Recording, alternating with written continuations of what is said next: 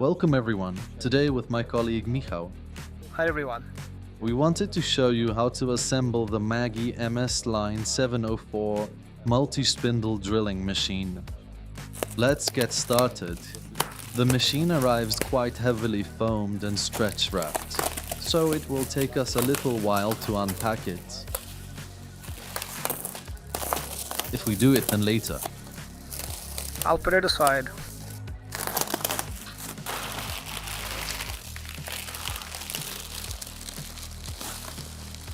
Okay, we've managed to take off all the foam packaging, bubble wrap and stretch wrap. All that's left for us to remove is the plastic film. I'd like to point out that the entire countertop is smeared with grease, which you simply have to wipe off. In the background, we have a fully assembled Maggi MS Line 704 drill, and we'll aim for this one to look exactly the same very soon. In the meantime, we'll see what's included here with the machine. We have the instruction manual, which is in Polish. Then there's a magazine for all the drills and tools, and also some spacers. What else do we find in here then? We have one side fence, and then a second side fence. Here we have the left and right side bumpers. Then we have the keys required for assembling the machine. A small key for the cabinet, which is mounted directly onto the main body of the unit, and a complete set of spacers. These are the supports for the measuring frame. Here is one, and the other is also a full set of spacers. And here we'd have all the elements to let us assemble the entire machine. I will now proceed with unpacking all of the individual components. Here we have the side fence. It's one of the two.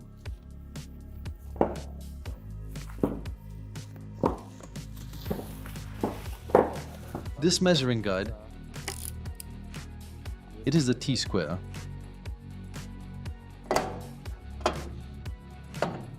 Mounted on the left-hand side. We'll mount the fence on the right side right away. There's no way to mix up the sides. The fences are practically pre-assembled by the machine's maker. What should we pay attention to? You'll see that the side fences are designed quite differently than what you'd find on conventional machines. We have a high fence, which means we can easily handle and process different kinds of wood. There's also a precise height adjustment mechanism for the pressure beam. This allows us to position even very tall material against the fence. And of course, the angle is always perfectly maintained. Additionally, a shelf that helps us with our work. You can place your folder, calculator, pen here. And on the side, we have, let me show you. On the side, we have access to the gauges.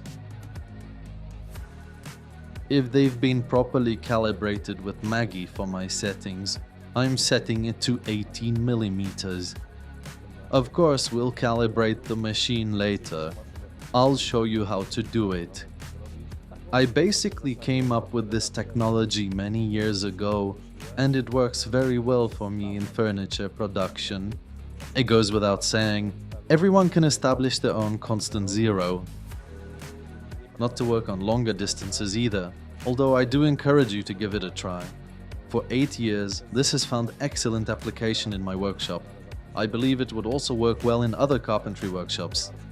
Currently, the spacing of the outermost spindles is 704, so the machine's model name, plus 18 millimeters from the left and from the right side to the side guides, gives us the total spacing between the side guides of 740 millimeters with my current setup. So, what exactly will we be tackling in the next stage of this process? We're going to attach the supports for the measuring frame at the back of the machine. For this, we'll most likely need a 13 millimeter wrench. We can make use of the tool set that the manufacturer provided it to us. But we actually have our own tools available, and the screws for securing the guide frame support are currently screwed into the drill's main body to ensure they don't get misplaced anywhere. So we will simply unscrew them now.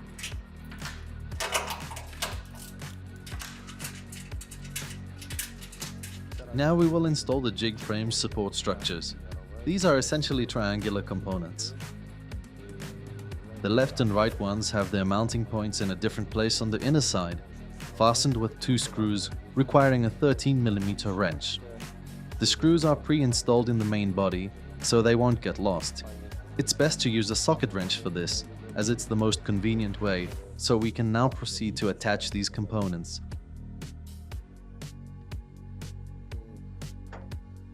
From the back we won't have to struggle, or even bother ourselves with the nut that's been welded on from the back of the component, so it screws in reasonably well.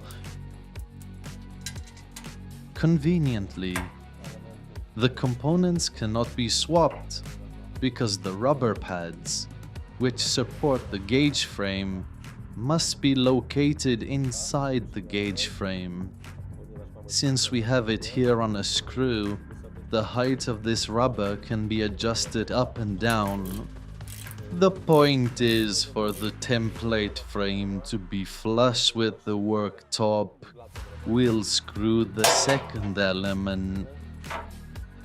We do these tasks as a pair because it's a little bit faster, and we focus on efficiently recording this material.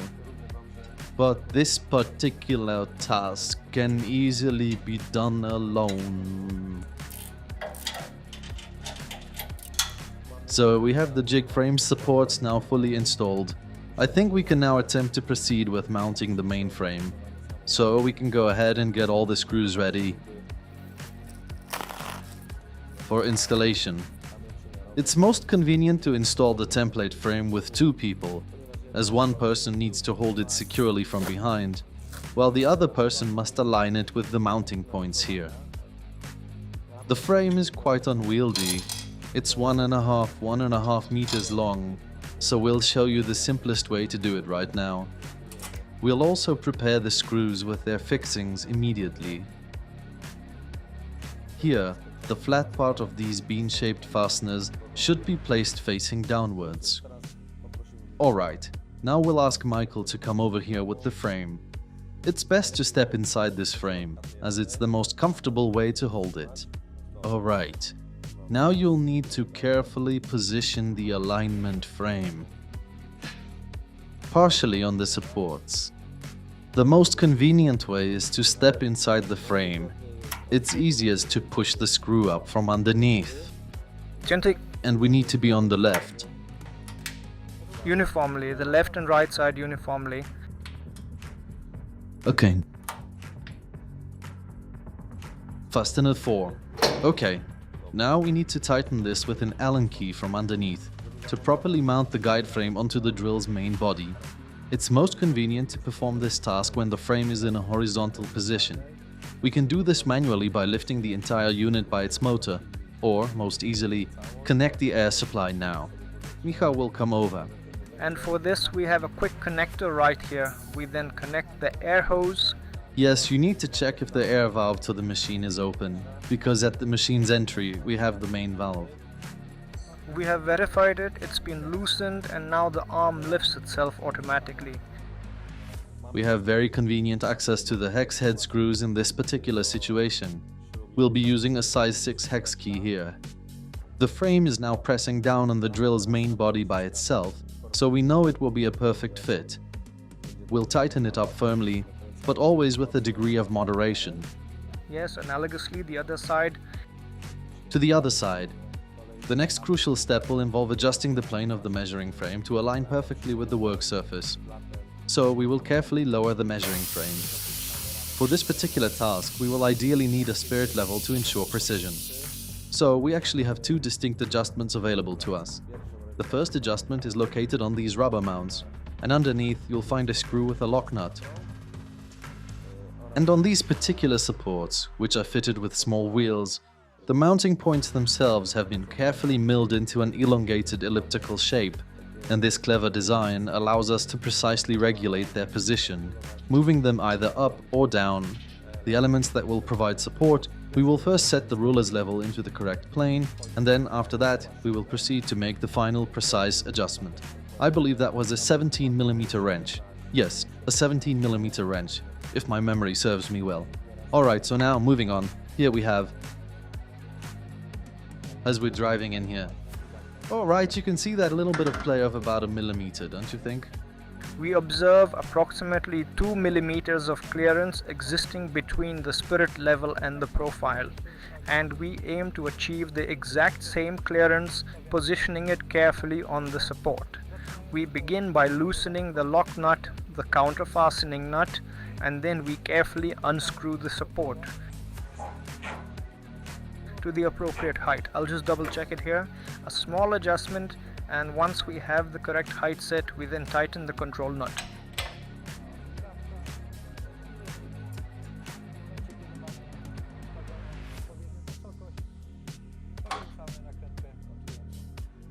Yes, it's important to note that the material won't be resting on the rulers themselves, but we'll be operating the material on these supporting elements with small wheels, right?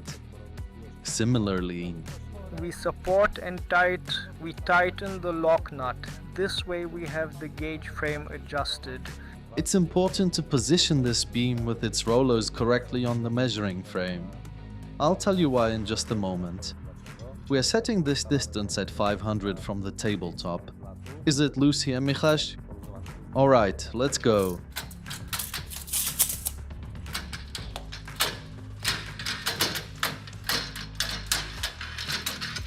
Alright, so we're putting 500 on this side, right? Which means I'm getting 430 right here, okay? Why did we establish this position? Because when we want to raise the frame to a horizontal position, we want to avoid all collision movements with the bumpers. And it's simply worth setting this component like this, because we always retract the bumper to the roller. If we retract it to the roller, we know that we can safely lift the gauge frame, because we will bypass all the elements on the way, including the height adjustment of the pressure beam. Now we will proceed to the adjustment. Rollers. It's important to transfer the tabletop surface onto these rollers. We'll be doing this with an Allen key, likely a size 6. These components have milled elliptical slots, which allow us to calibrate them vertically.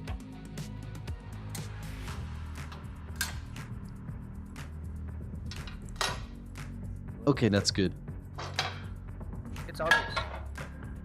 We press the levels to the countertop, and I think this roller is in a good position, because it doesn't lift the level up, and the little wheel starts to slide. So I think we could tighten this side. We are moving the surface from the counter. The level isn't lifting. The wheel spins here too, so I think it's fine. You can tighten it. We're tightening it. Let's see what it looks like in the middle. It is quite okay. We're moving the level. And we are now going to shift the entire plane. It appears to be precisely in its correct position. Gently, I will use a small hammer for this. I will gently lower it. The dial spins, but the level's not rising, so I guess it's good? Yes, and we tighten the fastening screws. Well, it has to be. This is really important. It's crucial to obtain a level surface because this is effectively our main workbench, isn't it? So the whole surface of the measuring frame is essentially an extension of our primary worktop when we're drilling in a vertical orientation, right? Let's now move across to the opposite side. Let's check the other side to be certain.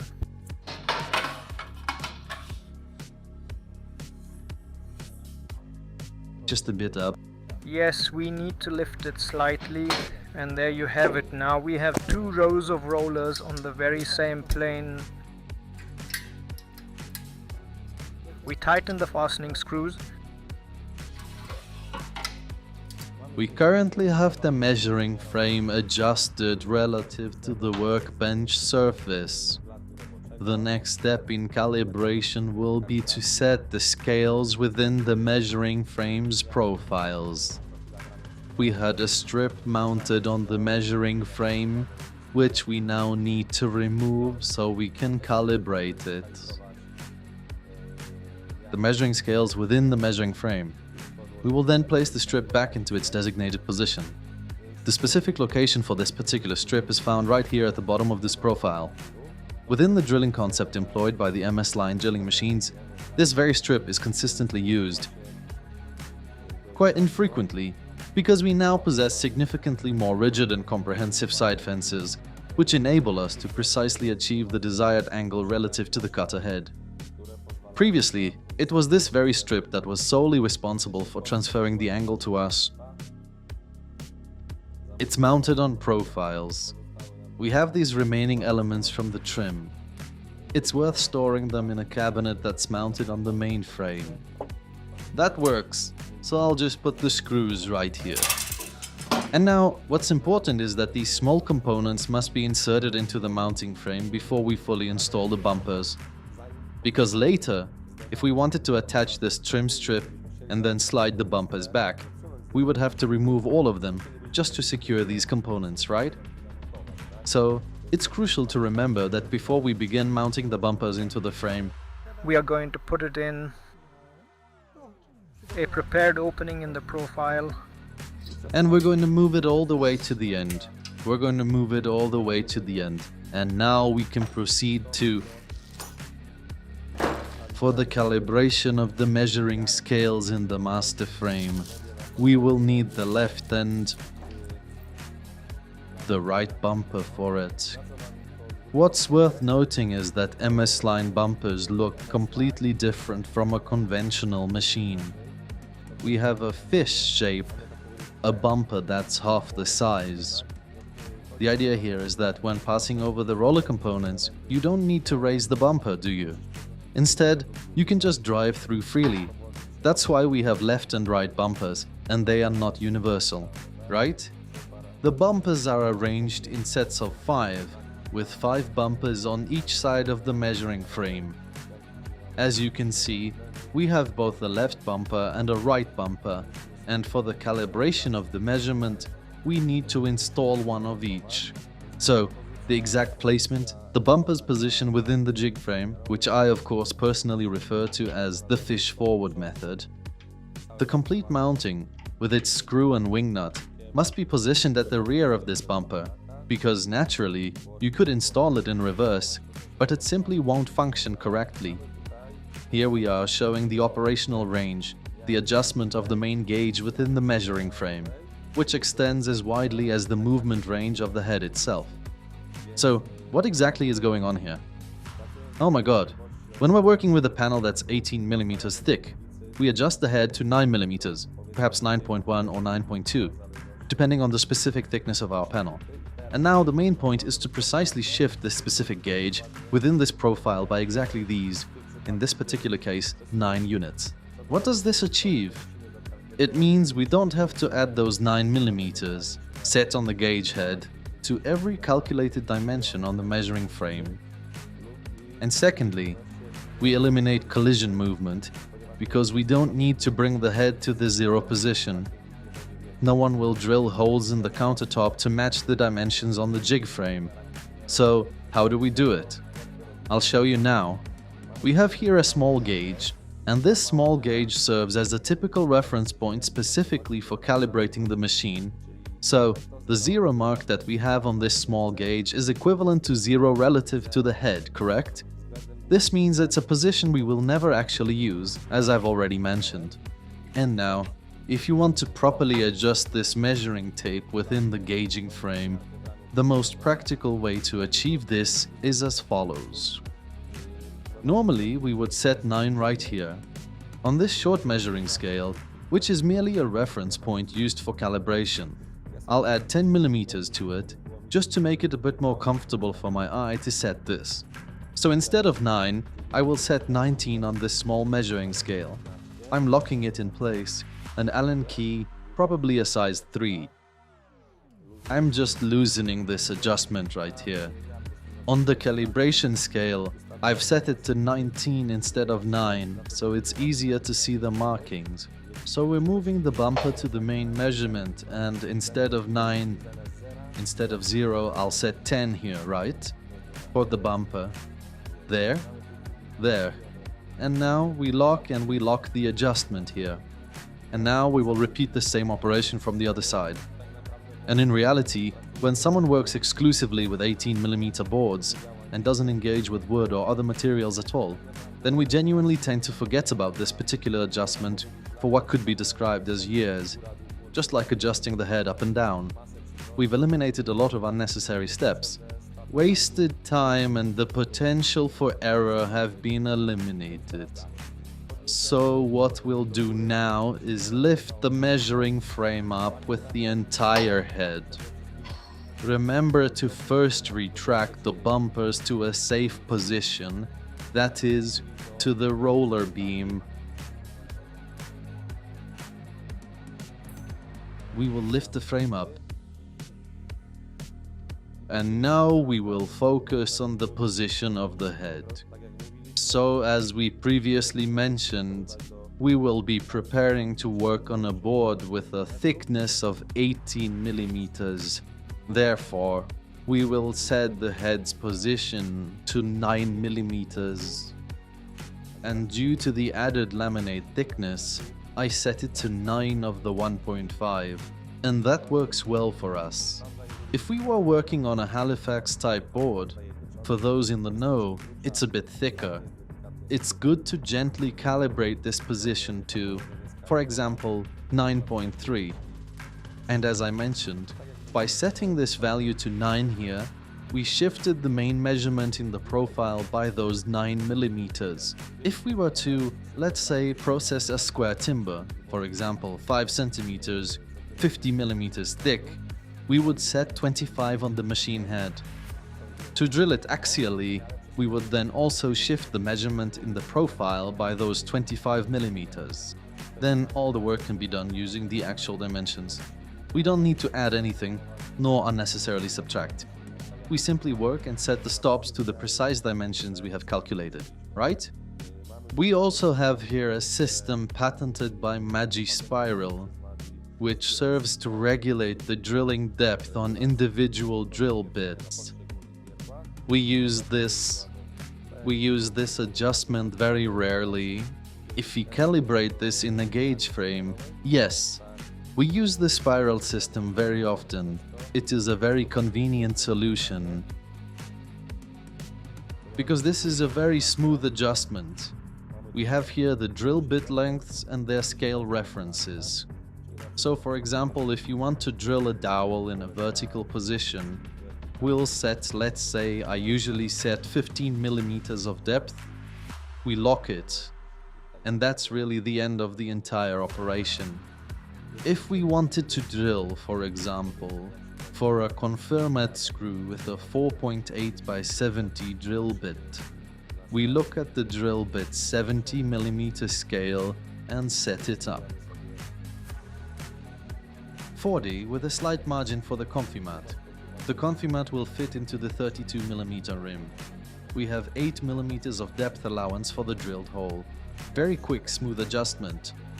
After these calibrations are done, we will check the correctness of the operations. Once we have connected the machine to power and performed a test on some furniture element, preferably a scrap piece.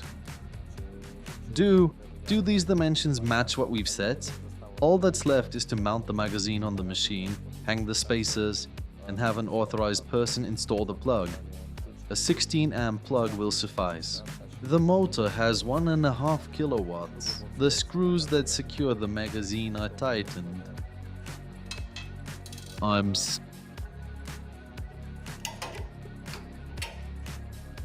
Well then, let's just have one more of these. A piece of art. The second piece. Okay, you could still gently hold this with an Allen key. A 17 wrench and probably a 6 Allen key secure the magazine. the magazine is immediately equipped with a system of hangers for attaching spacers. The next step before operating the machine is to connect the power plug. Because the machine is delivered from the factory without it, it is best if this procedure is carried out for you by a properly authorized individual. What's left for us is to attach the pedal that controls the pneumatics. In MS line 704, the control pedal is not on a long cable. We've just got it installed on a little swinging arm so that it's really convenient. There's absolutely no need for you to move it around. With him around the machine, the MS line operator is always positioned directly in front of the work surface. In order to facilitate our access to the rear section of the machine, we need to raise the measuring frame. Remember to fully retract the initial set of stops. Yes, are you picking up? Yes.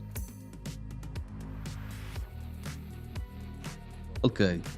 At this moment we have access to the back of the machine. You probably like some screws. I'm giving you the key. We have already installed the pedal controlling the pneumatics in our MS line drills. It's mounted on a pendulum, significantly enhancing the comfort of operation. Because with this particular machine, the operator always stands directly in front of the work surface, there's no need to move the pedal around the machine or constantly change positions. Therefore, it can be securely fixed in place. We have some remaining on the measuring frame. We need to install the remaining left side bumpers and 5 right side bumpers.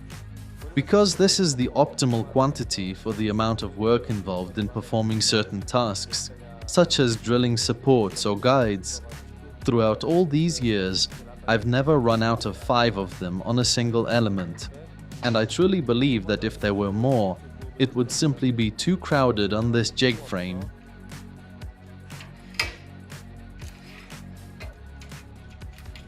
And truly, after installing these bumpers, we will be able to proceed with the drilling test and verify if we have correctly calibrated the machine. We will remove it from the pallet right away. And from theory, we will now move on to practical application. We already have a complete, complex machine assembled. The final crucial step will be to verify the accuracy of its calibration. We have successfully connected the machine to its power source. Now, we'll conduct a test using this specially pre-traced template. Here, we have measurements of 150, so let's try it out with the basic default settings. To get this done, in the meantime, off camera, we've equipped the storage cabinet with various tools, connectors and drill bits. We've also mounted the spacers onto their respective hangers.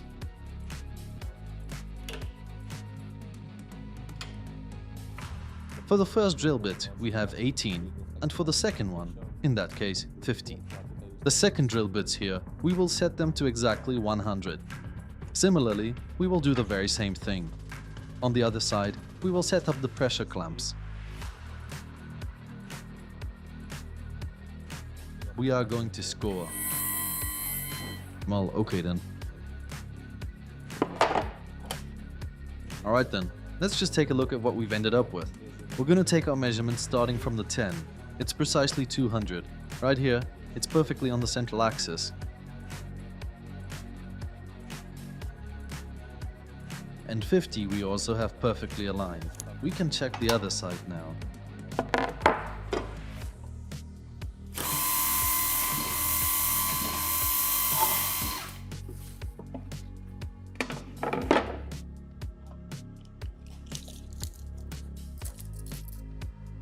Keep it grand. Well, here for a slight calibration.